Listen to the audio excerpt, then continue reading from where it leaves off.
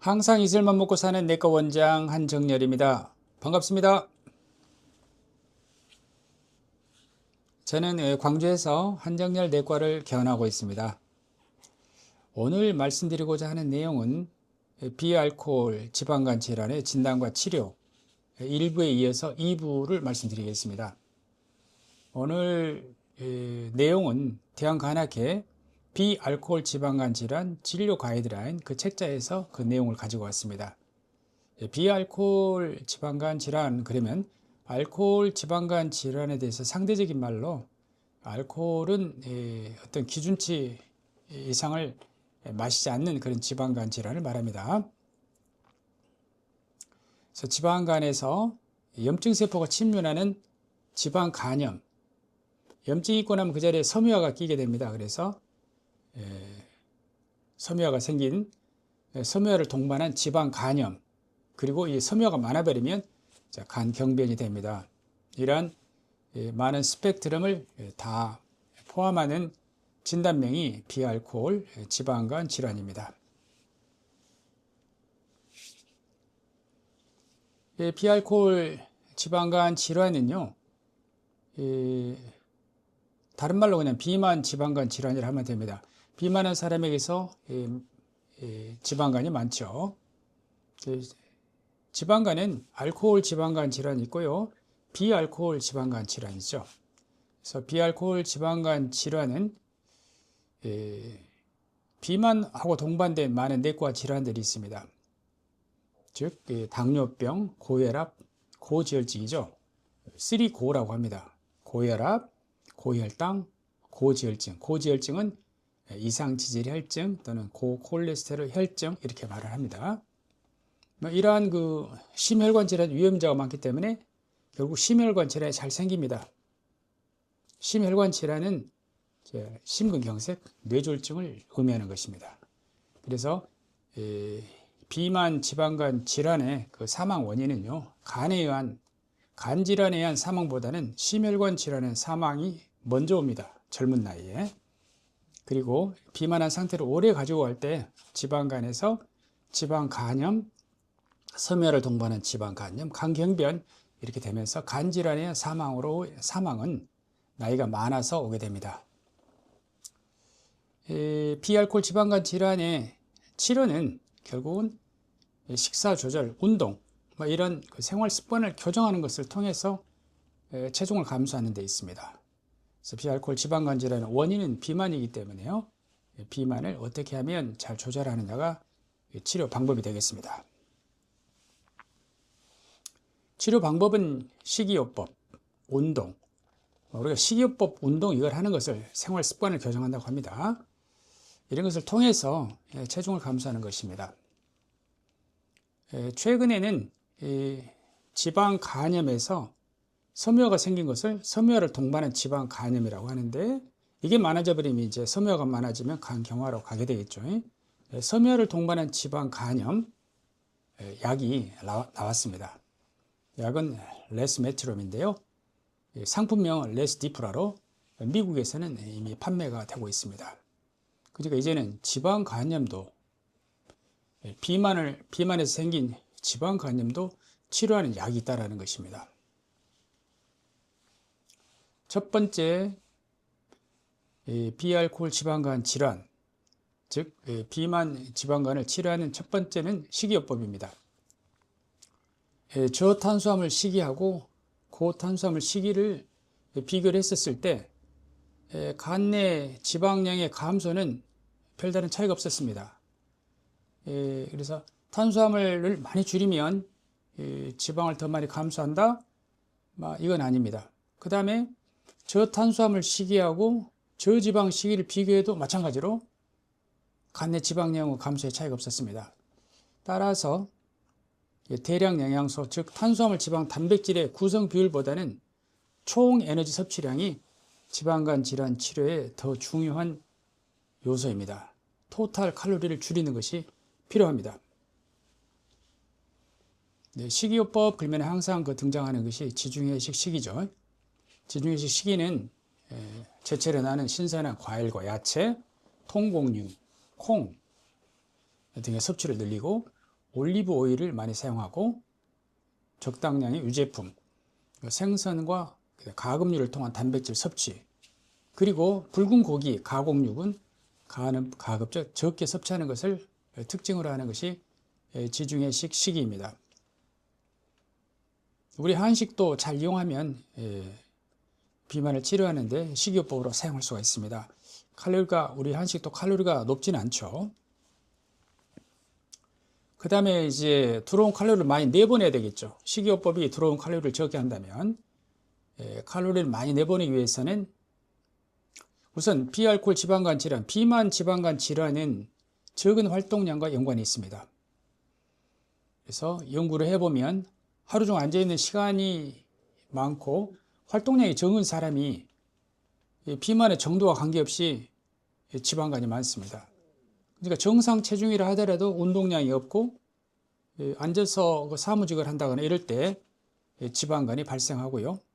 또 중등도 이상을 운동하는 사람들은 비만 지방간, 즉 비알코올 지방간 질환을 이것을 예방할 수도 있고요. 질환이 생겼을 때 또 치료하는 그런 효과가 있습니다. 운동은 유산소 운동, 근력 운동, 스트레칭 등이 있죠. 이 모든 것을 다 함께 하는 것입니다.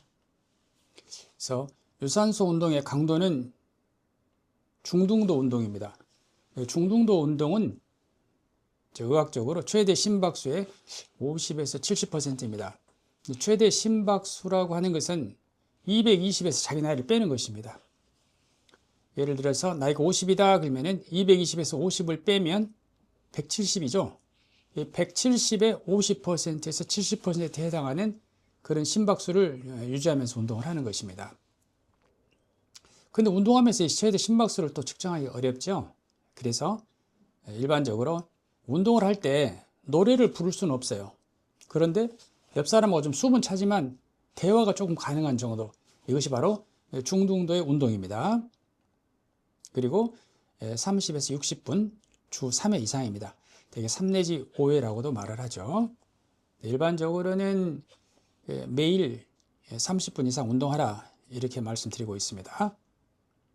근력 운동도 마찬가지입니다. 최대 근력의 50에서 70%, 유산소 운동하고 강도가 똑같죠. 운동 시간도 30분에서 60분 주 3 내지 5회 이렇게 하라고 하고 있습니다. 그 다음에 유산소 운동과 근력 운동 어느 것이 더 좋은가 하면은 모두 비슷하게 간 내 지방량을 감소시킵니다. 예를 들어서 무릎이 나쁜 사람에게 유산소 운동을 하라고 할 수가 없잖아요.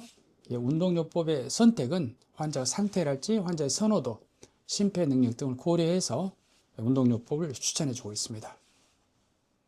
자, 식사 조절과 운동을 통해서 결국에 우리가 얻고자 하는 것은 체중 감량입니다. 체중 감량을 하면은 3 내지 5%를 체중 감량을 하게 되면은요, 지방간이 호전이 됩니다. 초음파를 해봐도 알 수가 있습니다. 되게 체중은요, 일주일에 최대 약 1kg 정도 점진적인 체중 감량을 목표로 하는 것이 좋습니다. 급격한 체중 감소, 즉 일주일에 1.6kg 이상의 급격한 체중 감소는 오히려 간 내 염증 및 간 섬유화가 악화될 수가 있습니다. 그러므로 급격한 체중 감소보다는 일주일에 1kg, 한 달이면 4kg 정도 되겠죠. 이 정도가 좋은 감량의 목표가 되겠습니다. 그래서 비만한 비알코올 지방간 질환에서 비만한 지방간 환자에 있어서 급격한 체중 감량보다는 일주일에 1kg 정도의 점진적인 체중 감량이 권고됩니다. 비만하지 않은 사람도 체중 감량을 체중의 한 3%, 크게는 5% 정도 감량하면 지방간이 좋아집니다. 체중 감소를 3%, 5%, 7%, 10%를 이렇게 증가를 하게 되면은 지방간의 그 정도가 심한 상태가 점차 개선이 되는데요. 3%만 빠져도 지방간이 좋아지는 걸 볼 수 있고, 그다음에 조직학적으로 간세포의 변형이 오는 거, 그다음에 또 간에 염증이 생기는 거, 지방 간염도 호전이 됩니다. 5%, 7% 감량하면요. 그래서 섬유화까지 좋아지려면 약 10% 정도 체중을 감량하게 되면은 조직학적인 개선도 올 수가 있습니다. 그래서 비만형 지방간, 즉 비알코올 지방간 질환은 체중 감소가 매우 중요합니다. 식사 조절, 운동을 통해서 체중 감량을 하는데 이것이 이제 생활 습관을 교정하는 것이죠. 식이요법은 하루에 500칼로리 정도의 총 칼로리 섭취 감소가 필요하고요. 운동요법은 말씀드린 것처럼 일주일에 3회 이상, 30분 이상, 중등도 이상의 운동이 필요합니다. 체중을 3% 내지 5%를 감량하게 되면 간 내 지방량이 감소하게 되고 7 내지 10%를 감소시키게 되면 간 내 염증 그리고 섬유화의 개선이 오게 됩니다. 그 다음에 비알코올 지방간 질환이기 때문에 술을 마셔도 되는가 그러진 않습니다. 음주를 하게 되면 그 알코올 지방간 질환이 더해지게 되죠. 그래서 음주를 주의가 필요합니다. 알코올 지방간 질환 할 때는 일주일에 알코올 양으로 219g, 남자의, 여자에 있어서는 140g 이상을 마시게 될 때 이것을 유의한 음주라 그러고 이렇게 마시면서 2년 이상이 지나가면 대부분 알코올 지방간 질환 이상을 갖게 됩니다. 그러므로 음주도 주의가 필요합니다. 1부, 2부에 거쳐서 비알코올 지방간 질환의 분류, 단순 지방간에서 염증세포가 침륜하는 지방간염, 그리고 염증이 지나고 나면 그 자리에 흉터 조직이 남죠. 섬유화를 동반한 지방간염, 섬유화가 많으면 지방간염 이후에 간경변이 옵니다. 그래서 이렇게 분류를 이렇게 하고요. 지방간 질환의 진단은 알코올이건 비알코올이건 가장 많이 사용이 되는 것이 초음파입니다. 그리고 섬유화 스캔은 지방간에서 지방간염이 되고 나면 여기에서 섬유화가 생기면서 섬유화를 동반한 지방간으로 진행을 하기 때문에 섬유화가 있다고 섬유화 스캔에서 나오게 되면 어느 정도 좀 진행이 됐다는 것을 예상하고 그렇게 치료하고 있습니다. 결국에는 지방간과 지방간염의 진단은 조직검사밖에 없습니다. 그래서 섬유화 스캔을 이용을 해서 도움을 받는 것이죠.